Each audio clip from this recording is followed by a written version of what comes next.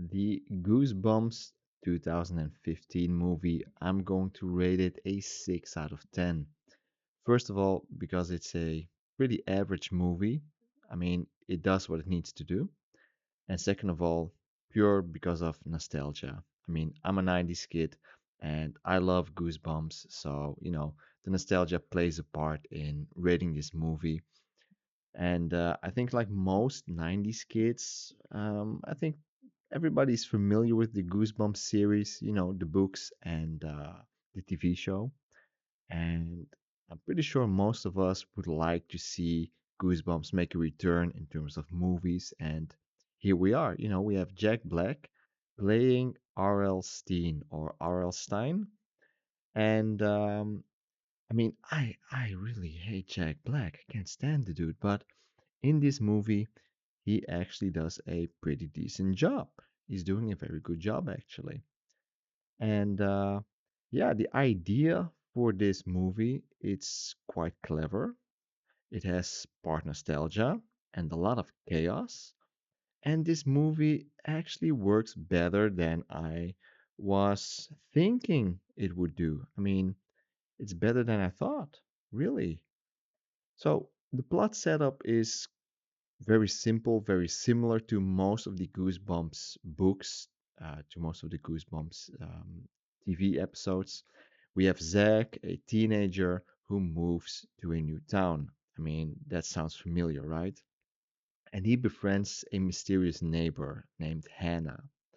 And she has an overprotective dad, played by Jack Black, and he turns out to be the author R.L. Stein or R.L. Steen. I mean, I'm going to pronounce it wrong, I'm pretty sure. And after accidentally opening one of Steen's locked manuscripts, Zack unleashes a swarm of monsters, pretty much all the monsters ever written by the author. And we get the abominable snowman. We get Slappy the dummy. We get the killer gnomes. We get everything that we want, everything from the books, everything you remember, which is pretty awesome to see all the monsters on screen together. And what follows is basically a race to put all these monsters back into the manuscript before the town gets swallowed and destroyed by all these monsters, by all these creations. So the concept, it's quite smart. It's somewhat between, Jumanji meets Gremlins meets something in terms of Halloween. It really has that spooky Halloween vibe to it. Very good. But the problem with the movie really is that it doesn't really live up to the potential that it really has. I mean, it's really safe. It could have been so much more. Now, what really works for this movie is Jack Black. I mean, like I said, I really don't like Jack Black. I don't know why people love this guy, but in this movie, Black completely owns this movie. He does a really good job. He's eccentric. He's a slightly creepier version of the author, and it fits perfectly with the tone. I mean, he's theatrical, he's strange, he's a little bit eerie, and he's also quite funny without overdoing it. I mean, that's the problem I always have with Jack Black. I mean, the jokes never land for me. I feel like he's always trying to to do way too much. He's pushing it to be funny, which makes him not funny for me at least. But in this movie, he's actually funny without, overdoing it really. Also, we get a lot of monsters, so we have a lot of variety on screen. We have the nostalgia factor, of course, especially if you're from the 90s and you know the books, you've seen the TV show. I mean, you can actually feel that the creators of this movie actually love the books. You can actually tell.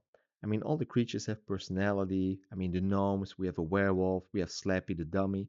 They all have the personality that needs to be on screen. And they're all brought to life with some very creative effects. It looks really good. It's colorful, and it really feels like it's an homage or a tribute to to our childhood nightmares. That's basically what it is. And they did a pretty good job. And what we get is playful 90s energy. The movie captures that Saturday night family movie vibe. We get a really spooky Halloween, not too scary vibe on screen. We have enough humor to keep it light and fluffy, But like I said, it feels a little bit underwhelming in terms of the scariness. That is probably the most problematic thing with the movie. So that's also where it crashes, you know. It's too safe for its own good. You know, the movie never dares to go darker. It doesn't want to go weirder. It doesn't really want to go more creepy. It flirts a little bit with horror, and then it just backs off immediately. I mean, it all feels a little bit sanitized, you know. It's fine for kids, but you know, if you're older, then it's probably going to be a little bit, you know, dull, a little bit bland, if you will. The story, obviously, it's a formula. You know, we have the monsters that escape, and then basically we have the typical story of, you know, the kids, the teenagers need to clean up the mess. That's the whole adventure. It's predictable, sure, but that's not really the problem. You know, the problem is that the emotional connection feels a little bit off. You know, you're not going to be as invested in the storyline as you maybe should. So that's where the nostalgia kicks in. And, you know, if you're from the 90s, then that is probably something that's going to hook you. That's probably the thing that makes you go, well, it's a formula, sure, but I don't really care. I like to see the Goosebumps stuff on screen anyway. I like it. And the thing that I'm really allergic to is the CGI. You know, in the finale of the movie, you know, the final act, it's pure chaos, it's pure pandemonium. Awesome so far. You know, we get monsters everywhere, flashing lights, but you know, there's no focus. There's a lot of CGI on screen, and what starts off as being very imaginative 90s fun horror ends up in you know a lot of noise, a lot of confusion on screen, and that basically, you know, it's not good for this movie. It doesn't really work. So yeah, all in all, I would say Goosebumps is exactly what it looks like. It's a nostalgic monster mash that is fun actually, and you know it's quite good, you know, in the fun that it delivers. But you know, that's all it really is. You know, it nails the energy of the books quite well.